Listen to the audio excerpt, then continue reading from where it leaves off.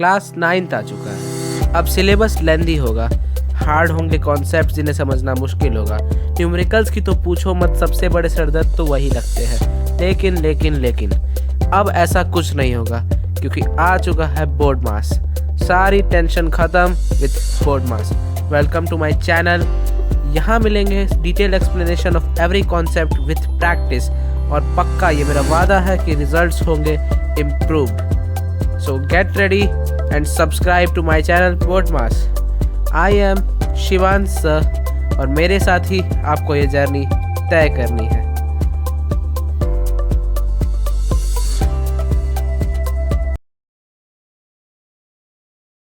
Hello everyone, this is Shivansh Prasad. आज हम लोग पढ़ेंगे फ्लोटेशन क्लास 9 सीबीएसई का फिजिक्स के चैप्टर ग्रेविटेशन का एक पार्ट है, और ये बहुत इंटरेस्टिंग पार्ट है, टॉपिक है, लेकिन कुछ बच्चों को डिफिकल्ट भी लगता है। तो फ्लोटेशन में हम लोग स्टार्ट करेंगे थ्रस्ट से, फिर जाएंगे प्रेशर पे। तो सबसे पहले आते हैं थ्रस्ट पे। तो अच्छा, क्या आपने कभी सोचा है कि जब हम लोग पिन बोर्ड पे ऐसे फोर्स लगाते हैं तो उस समय वो कौन सा फोर्स रहता है? या आपने कभी ऐसा सोचा है कि कैमल्स जो होते हैं, थ्रस्ट और प्रेशर का ये क्वेश्चन है कि कैमल्स जो होते हैं वो दौड़ कैसे पाते हैं सैंड पे, जबकि हम लोग का चलना मुश्किल होता है?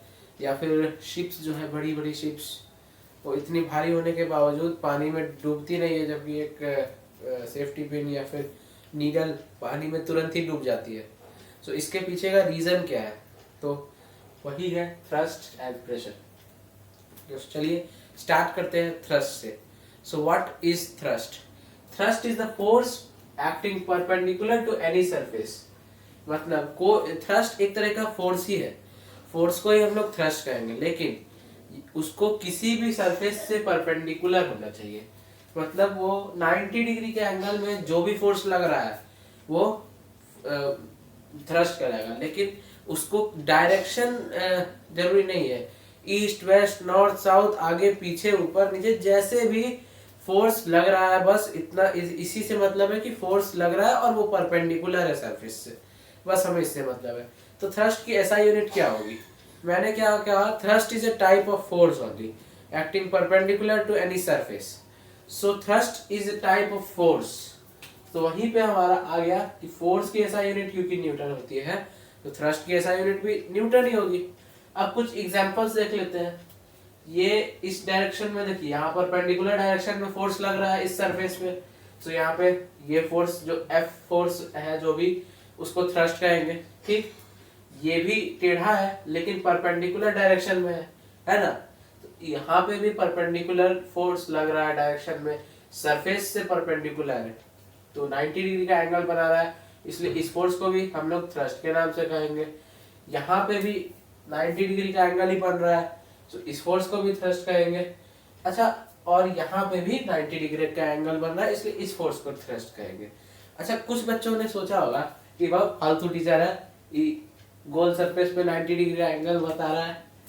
तो देखो, ऐसा कुछ नहीं है। मेरे देश के दुश्मनों के दुश्मन यहाँ पे एक ही बात कहना चाहेंगे, क्या कि फिजिक्स की दुनिया को समझने के लिए बस एक ही चीज इंपॉर्टेंट है, नजरिया। नजरिया कैसे? जैसे आप मेरे सामने बैठे हो, ठीक, और मैं ऐसे आपके सामने खड़ा हूँ। सो आपके हिसाब से क्या है कि मैं रेस्ट में हूँ, लेकिन अगर मान लीजिए कोई एलियन है चांद पे, ठीक, और वो हमें देख रहा है, बाइनोकुलर से या टेलीस्कोप से हमें देख रहा है।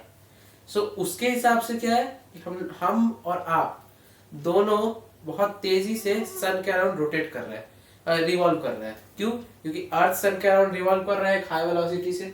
सो हम लोग रिलेटिव रेस्ट में हैं, क्योंकि जैसे ही हमारा फ्रेम ऑफ रेफरेंस चेंज हुआ, हम लोग मोशन में आ गए। सो बस यहाँ पे एक ही चीज कहेंगे, नजरिया बदलो दोस्त, दुनिया बदल जाएगी। कैसे? कैसे उस एलियन ने अपना हमारा नजरिया बदला, सो हम रेस्ट से अपने आप ही मोशन में आ गए। सो उसी तरह यहाँ पे बस थोड़ा नजरिया ही बदलने की चीज है। यहाँ पे अगर हम लोग कहें इस सरफेस पे एक ऐसे लाइन ड्रॉ कर दीजिए, इस पॉइंट से एक ऐसे लाइन ड्रॉ कर दीजिए। अब अगर आप इस सरफेस को मिटा दीजिएगा, सो आपको जो लाइन मिलेगी वो कुछ इसके तरह है और ये तो परपेंडिकुलर है ही, सो ये एक परपेंडिकुलर फोर्स ही है, इसीलिए इस फोर्स को भी हम लोग थ्रस्ट ही कहेंगे। सो जितने भी फोर्सेस किसी भी सरफेस पे परपेंडिकुलर डायरेक्शन में लगे उसको थ्रस्ट के नाम से जाना जा सकता है। थ्रस्ट में बस इतना ही है, अगर आप कैसे भी परपेंडिकुलर लगा रहे हैं फोर्स को तो उसको थ्रस्ट कहेंगे। अच्छा, प्रेशर और थ्रस्ट कनेक्टेड है ये हम जानते हैं। अब ऐसे क्वेश्चन पूछ सकता है कि what is the special name given to a force which acts perpendicular to any surface. Answer होगा थ्रस्ट, सीधा। अब प्रेशर पे आ जाते हैं।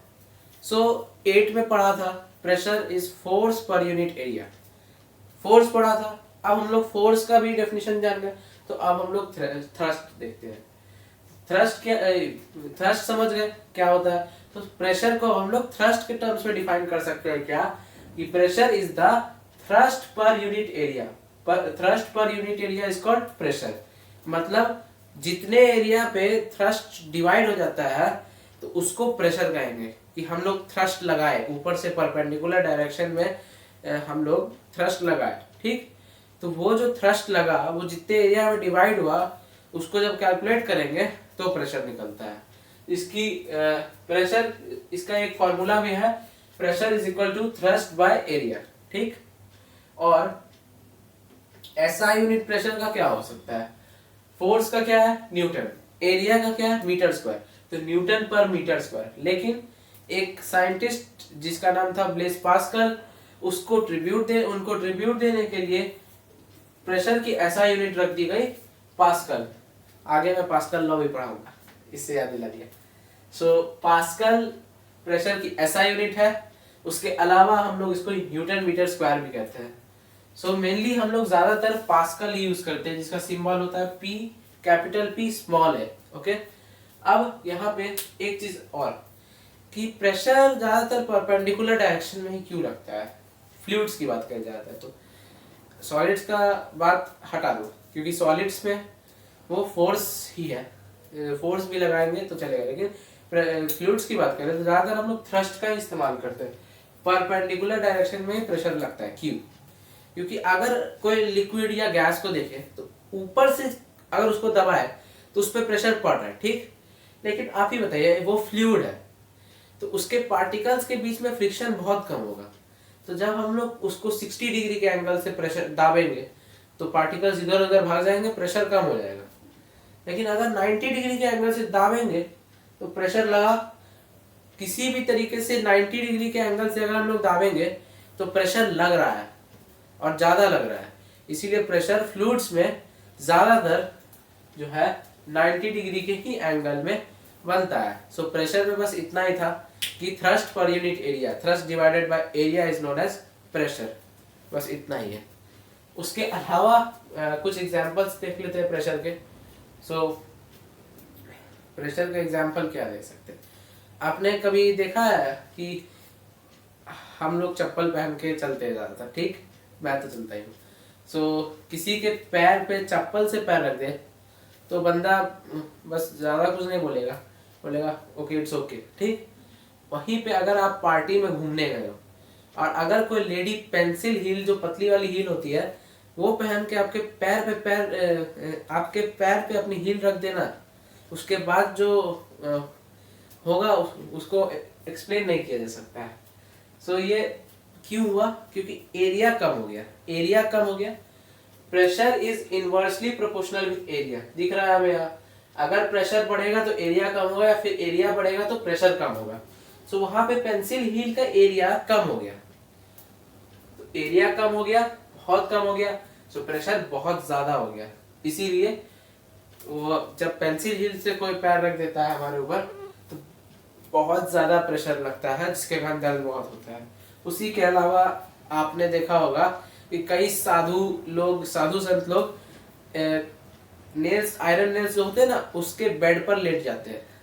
वो लेटते इसलिए है क्योंकि आयरन नेल्स का जो एरिया है वो बढ़ जाता है। एक नेल, आपको अगर कोई साधु बाबा बोले कि मैं सन्यासी हूँ, मेरे को दर्द नहीं होता, आयरन नेल पे लेट गया, तो आप बोलिएगा कि इतना मत कीजिए बाबा, बस एक नेल पे बैठ के दिखाइए।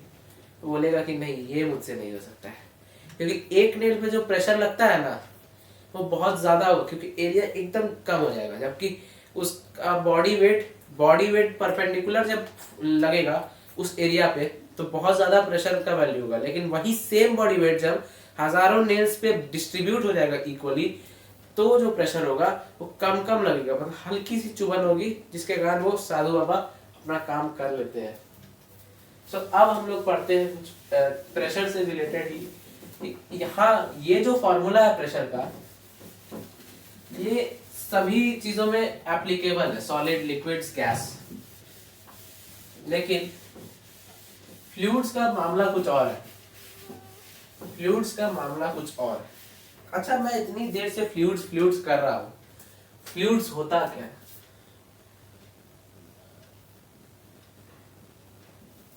फ्लूइड्स होते क्या है? एनीथिंग विच कैन फ्लो, जो भी फ्लो कर सकता है उसको फ्लूइड कहते हैं।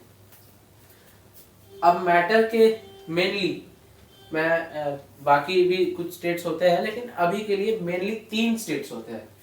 क्या? Solid liquid gas. सॉलिड को कभी फ्लो करते हुए देखा है? नहीं, लेकिन वही जैसे आयरन के पार्टिकल्स कभी फ्लो करते हुए देखे आपने? आयरन फ्लो कर रहा है? नहीं। कब करता है आयरन फ्लो? सॉलिड आयरन तो कभी फ्लो नहीं करते। लिक्विड आयरन फ्लो करता है, हाँ, जब पिघल जाता है आयरन तो फ्लो कर सकता है, उसका लावा, मॉल्टेन लावा। सो फ्लो बस 2 ही स्टेट ऑफ मैटर करते हैं अभी के लिए। क्या? लिक्विड के पास टेंडेंसी होती है फ्लो करने की, और गैस। यही 2 स्टेट्स ऑफ मैटर है जो फ्लो कर सकते हैं, बाकी कोई भी सॉलिड फ्लो नहीं कर सकता है। क्यों? Intermolecular space, force of attraction, molecular motion, यही सब रिस्पॉन्सिबल है इस चीज के लिए। So, अब हम लोग फ्लूइड्स में प्रेशर पढ़ेंगे। Pressure, PRESS, pressure in fluids. So किसी फ्लूइड में मान लीजिए कि ये कंटेनर है, इसमें यहां तक पानी भरा हो और यहाँ पे मैंने रखा है एक ऑब्जेक्ट जो है एक हाइट h पे, एक h हाइट पे है वो ऑब्जेक्ट। उसका वेट है mg से रिप्रेजेंट होता है ना वेट, पिछली वीडियो में देखा था, mg से वेट रिप्रेजेंट होता है, और उस पे जो लग रहा है प्रेशर उसको p से रिप्रेजेंट कर देते हैं। सो इस और पानी की डेंसिटी है 1। सो इस बंदे पे जो प्रेशर लग रहा है वो हम लोग डेंसिटी के टर्म्स में कैसे रिप्रेजेंट करेंगे, क्योंकि अगर देखा जाए तो यहाँ फोर्स बाय एरिया वाला फॉर्मूला हो सकता है काम ना करे। सो डेंसिटी के टर्म्स में हम लोग प्रेशर को कैसे देखेंगे वो देखते हैं। एक सेकेंड, ये हाइट ऐसे होगा, डेप्थ कहेंगे इसको। सो अब देखते हैं क्या कर सकते हैं हम लोग डेंसिटी के टर्म्स में। तो फॉर्मूला डिराइव किया जाता है, एक फॉर्मूला है प्रेशर का, वो डिराइव करते हैं सबसे पहले। प्रेशर इज इक्वल टू क्या होता है? Thrust upon area, thrust divided by area. Thrust क्या है? एक तरह का फोर्स ही है। सो फोर्स बाय एरिया में लिख सकते हैं, प्रेशर को लिख सकते हैं ना। सो अब फोर्स को क्या लिख सकते हैं हम लोग? फोर्स क्या लिख सकते हैं? फोर्स क्या है? यहाँ पे फोर्स कौन सा लग रहा है? ये यहाँ पे बस एक ही फोर्स लग रहा है, mg ये है ना जो नीचे की तरफ फोर्स लग रहा है, डाउनवर्ड वर्टिकल डायरेक्शन में जो फोर्स लग रहा है उसको mg से रिप्रेजेंट करोगे, क्योंकि वो ऑब्जेक्ट का वेट को रिप्रेजेंट कर रहा है। So pressure is equal to, इसको f को तोड़ दो mg में, m मतलब हो गया mass of the object, am force equal to ma होता है, लेकिन यहाँ पे क्योंकि नीचे की तरफ एक्सेलरेशन ड्यू टू ग्रेविटी कर रहा है इसलिए mg कहेंगे। Okay, so mg by a। अब मैंने कहा था उस समय क्या कि डेंसिटी जिसका सिंबल ये होता है रो, इसको रो कहेंगे, ठीक? रो मत देना सुन के, लेकिन इसको रो कहेंगे। तो पानी की डेंसिटी मैंने बता दी थी।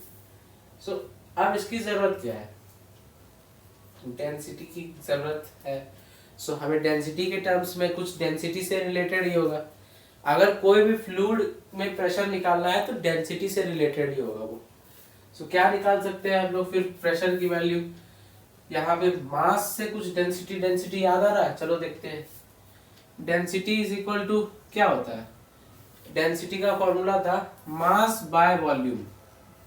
अगर हम इस वॉल्यूम को इधर ले आए so density into volume is equal to mass हो जाएगा। So mass is equal to density into volume. So pressure is equal to density rho into V volume into G divided by A. Okay, A ये नीचे वाला area. अब volume को क्या लिख सकते हो? अच्छा, किसी भी एक फॉर्मूला होता है वॉल्यूम का। Volume is equal to area of base into height. कहने का मतलब है कि किसी भी ऑब्जेक्ट का वॉल्यूम, ये हर क्लास में काम आएगा, कि किसी भी ऑब्जेक्ट का वॉल्यूम का फॉर्मूला अगर निकालना है तो सीधा एरिया ऑफ बेस निकाल दो। जैसे एग्जांपल लेते हैं कोन या सिलेंडर। सिलेंडर जो है उसका जब हम लोग देखते हैं उसके अंदर तो उसका बेस सर्कल के फॉर्म में दिखता है। ठीक, तो सर्कल के फॉर्म में दिख रहा है, सर्कल हो गया उसका बेस। सर्कल का एरिया का फॉर्मूला क्या है? सर्कल के एरिया का फॉर्मूला है pi R square. So pi R square. और हाइट हो गया h। Volume of the cylinder क्या होता है? Pi R square h। उसी तरह हम लोग और भी देख सकते हैं, जैसे क्यूबॉइड। सो नीचे देखेंगे तो रेक्टेंगल। रेक्टेंगल का क्या होता है? L इंटू बी और into height h। Volume of a cuboid L into B into h। So area of base into height is equal to volume. ये एक हमारा फॉर्मूला है। ओके, सो अब यहाँ पे इस वॉल्यूम की जगह क्या कर देते हैं कि pressure is equal to density into area into height into acceleration due to gravity divided by area. अब यहाँ पे भी एरिया, यहाँ पे भी एरिया, क्या हो जाएगा? ये कट हो जाएगा। So pressure is equal to pressure in fluids. Fluids में प्रेशर का फॉर्मूला हो गया रो जी एच। ये है फ्लूइड्स में प्रेशर का फॉर्मूला, रो जी एच। ठीक है, अब उसके अलावा कुछ क्वेश्चंस भी दे देगा आपको। क्या? वॉल्यूम दे देगा, एरिया दे देगा, प्रेशर दे देगा, ग्रेविटी दे देगा, डेंसिटी दे देगा। अब पूछेगा कि बताओ, या ये प्रेशर और एरिया नहीं देगा। ठीक, ये एक फॉर्मूला डिराइव हो गया। सबसे पहले इसे नोट डाउन कर लीजिए इस पूरे प्रोसेस को। ये एक फॉर्मूला हमारा डिराइव हो गया, pressure is equal to rho G H. Okay, और इसको इक्वेशन 1 मान लेते हैं अगर, और इसको इक्वेशन 2। सो यहाँ पे आप लिख सकते हैं क्या? Using equation 1। इक्वेशन 1 को हम लोगों ने यहाँ यूज किया क्या? Density into volume is equal to मास।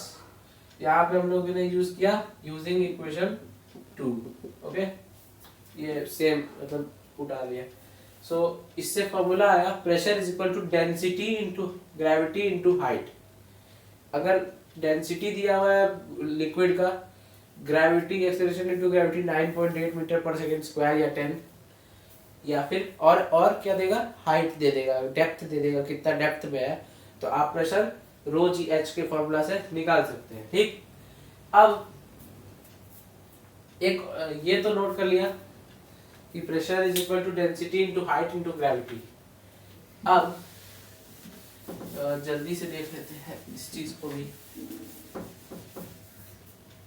हमने बीच में लिखा था pressure is equal to rho V G by A, ये लिखा था। आपको बोलेगा कि फोर्स कितना एक्ट कर रहा है उस ऑब्जेक्ट पे, ये बताइए। तो कैसे निकालिएगा? अच्छा, प्रेशर का फॉर्मूला क्या होता है? Force by area.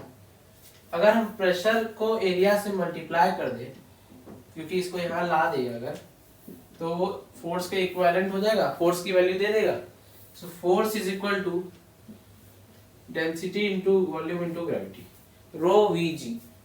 ये एक एक्स्ट्रा फॉर्मूला मैंने बता दिया, ये है force acting on the object निकालने के लिए। ये फॉर्मूला का डेरिवेशन कुछ ज़्यादा हार्ड वर्ड नहीं है, आपको बस ऐसे ही रो वी जी याद रखना है। तो अब हम लोग पढ़ेंगे बायोन्सी के बारे में। बायोन्सी क्या है? सो बायोन्सी समझने से पहले हम लोग को बायोंट फोर्स समझना होगा। सो कोई भी ऑब्जेक्ट अगर पानी में किसी भी लिक्विड में या फ्लूइड में पूरी तरीके से या कंप्लीटली या होली पूरी तरीके से या आधे तरीके से इमर्ज्ड है पानी के अंदर या लिक्विड फ्लूइड के अंदर, तब वो एक अपवर्ड फोर्स को एक्सपीरियंस करता है।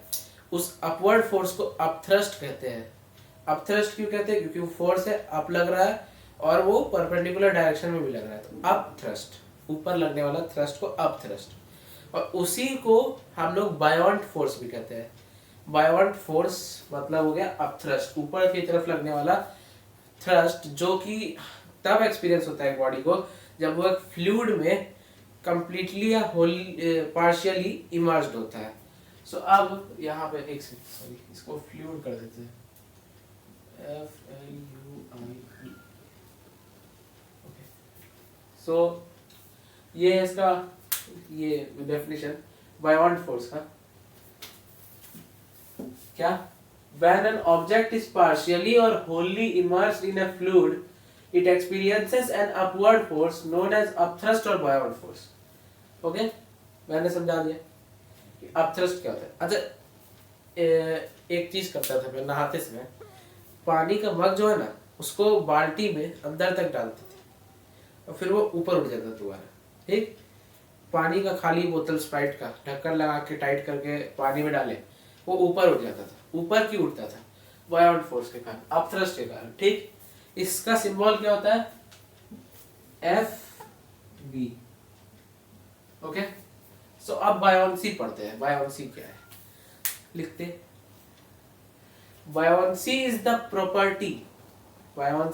Property of any liquid to exert the upward force or buoyant force on any object completely or partially immersed in it। मतलब क्या? बायोन्सी किसी भी फ्लूइड का कैपेसिटी है या टेंडेंसी है कि वो कितना अपथ्रस्ट या बायोंट फोर्स एक्सर्ट कर सकता है किसी ऑब्जेक्ट पे जो उसमें कंप्लीटली या पार्शियली इमर्ज्ड है। ये होता है बायोन्सी, और कुछ है नहीं बायोन्सी के बारे में जानने लायक। सो बायोन्सी बहुत इजी टॉपिक है। क्या? अब बायोन्सी कैसे डिपेंड कर सकता है? किस चीज में चीज ज्यादा डूब सकती है, किस चीज में चीज तैरेगी, ऊपर आ जाएगी तेजी से, वो उस चीज की बायोन्सी को दिखाता है कि हाँ इस चीज में चीजें ऊपर आ गई, मतलब ये ज्यादा बायोंट फोर्स अप्लाई करता है। कोई चीज में चीजें तुरंत नीचे चली जाती है, किसी भी फ्लूइड में अगर चीजें डालते ही नीचे चली गई सो बायोंट फोर्स कम अप्लाई करेगा। अब ये मेनली डेंसिटी पे रहता है कि जिसकी डेंसिटी ज्यादा रही तो ज्यादा ऊपर डालेगा, जिसकी डेंसिटी कम रही जिस फ्लूइड की वो अपथ्रस्ट कम लगाएगा थोड़ा।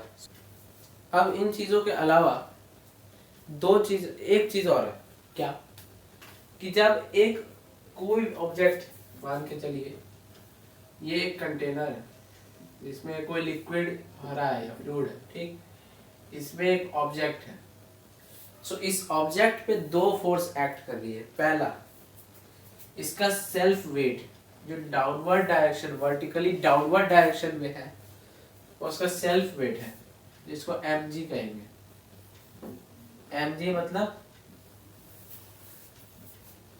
सेल्फ वेट, उसका खुद का वेट एक फोर्स है जो उस पे अप्लाई हो रहा है, और दूसरा फोर्स है buoyant force FB buoyant force.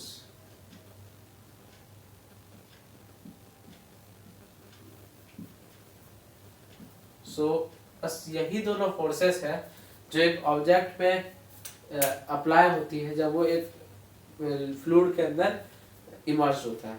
ये दोनों फोर्सेस ही अप्लाई होती है।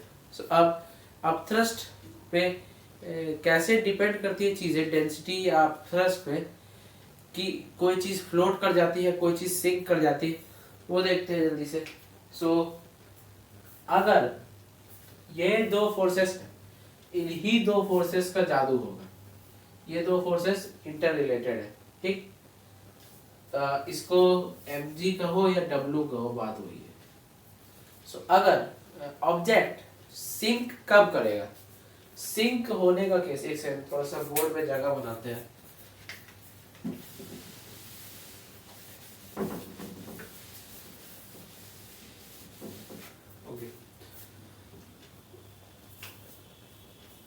ऑब्जेक्ट के सिंक करने का केस कब आएगा, डूब जाने का। किसी फ्लूइड में जाने के बाद ऑब्जेक्ट डूब कब जाता है, तो कब जाता है डूब, चलो देखते हैं। जब उस पे लग रहा अपथ्रस्ट या बायोंड फोर्स की वैल्यू उस पे उसके वेट से कम होती है। हम नीचे की ओर ज्यादा ताकत लगा रहे हैं, ऊपर की ओर कम ताकत लग रहा है। मतलब अगर ये ऑब्जेक्ट है और इधर ज्यादा मैग्नीट्यूड में फोर्स लग रहा है, मान लो 5 न्यूटन, इधर लग रहा है 4 न्यूटन, 1 न्यूटन का एक्स्ट्रा फोर्स इधर लग रहा है, तो ऑब्जेक्ट नीचे ही ना मूव करेगा। सेम कंडीशन यहाँ पे भी है। अपथ्रस्ट की वैल्यू जो है वो सेल्फ वेट से कम हो जाती है जब, तब ऑब्जेक्ट सिंक कर जाता है, ठीक है। अब इसी तरह ऑब्जेक्ट फ्लोट कब करेगा, चलो देखते हैं। फ्लोट कब करेगा, उल्टा जब होगा। मतलब मैंने कहा कि जब इधर 5 न्यूटन का लग रहा था नीचे, तो ऑब्जेक्ट सिंक कर रहा था, तो इधर 4 न्यूटन लग जाएगा, इधर 5 न्यूटन। मतलब ये वैल्यू वेरिएबल है, चेंज होगा। लेकिन इधर ऊपर की तरफ अगर ज्यादा फोर्स लगा और नीचे की तरफ कम फोर्स लगा, तो वहां पे ऑब्जेक्ट करने लगेगा फ्लोट। मतलब Fb इस बार जो है ग्रेटर हो जाएगा W से, सेल्फ वेट से।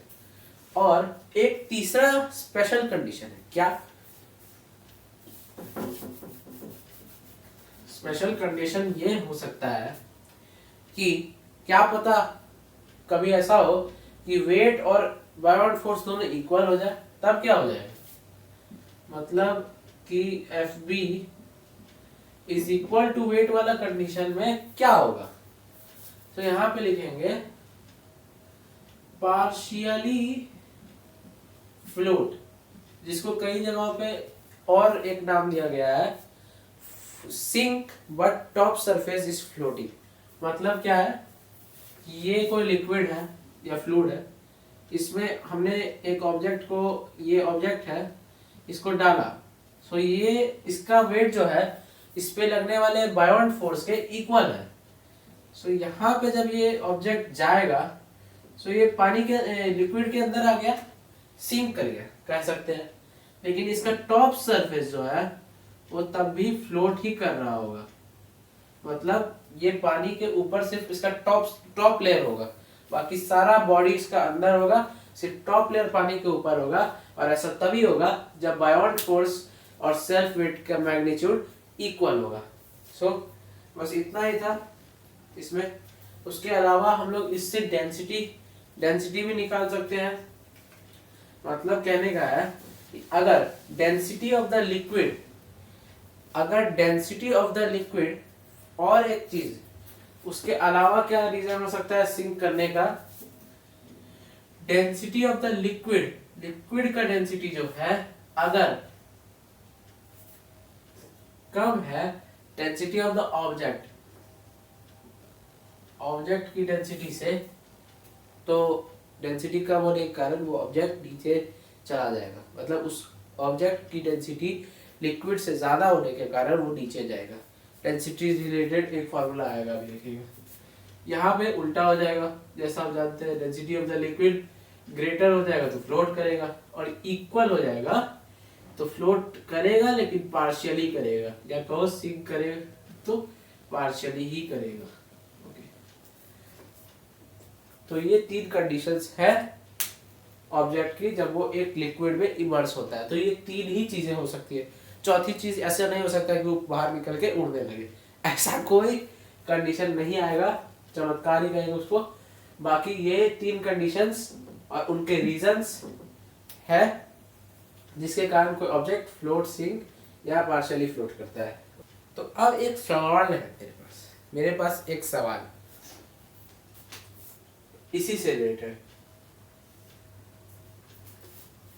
ये जो मैंने लिखा, क्या लिखा, डेंसिटी अगर लिक्विड की लेस हो गई ऑब्जेक्ट की डेंसिटी से, सो ऑब्जेक्ट फ्लोट करने की जगह सिंक कर जाएगा। ठीक, अब एक बात सोचिए कि बड़े बड़े शिप्स तैरते हैं, ठीक, बड़े बड़े शिप्स जो है ओशियन में तैरते हैं या रिवर में भी तैरते हैं, ओके, वो बनते हैं किससे? स्टील से।